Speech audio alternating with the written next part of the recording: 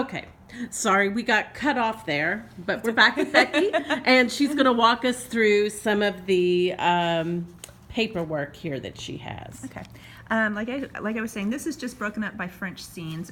Basically, the scene numbers or the page numbers each time a group or a single person goes on and off. And I like to do this really early on, especially with a show like Little Shop that's a very big cast and very a lot of movement, a lot of action, and musicals are always very busy that way. And this is was for me to track how long people were off stage, when they could get off stage and how long they stayed off stage. Why is that important? From costume perspective, they can't change clothes if they're on stage.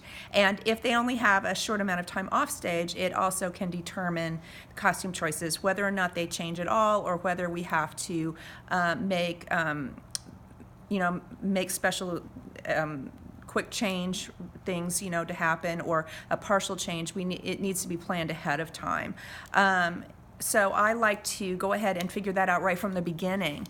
It may be that some designers don't have that on their radar when they design, but I knew that I was going to also be on the building end of it.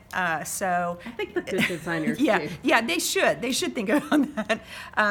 But it does influence the design. If you know that somebody is only going to be off stage for 15 or 20 seconds, they have a complete costume change. It's something that needs to be factored in from the beginning. I mean, do they even really need to change, or can it be partial, or can you underdress or overdress something?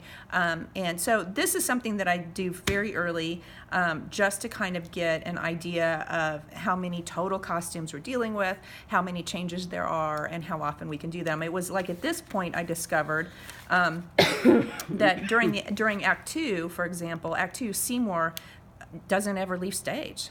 And I wouldn't have normally thought that, but he never does. So he stays in the same costume the entire second act because he never leaves.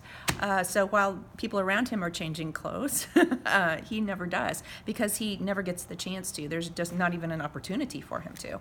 So you mentioned something at the very beginning of showing us these charts about French scenes. Can you explain what that is? A French scene, and these aren't done exactly that way, but a French scene is when you break down a script so that you have a separate line or separate category each time anybody enters or exits.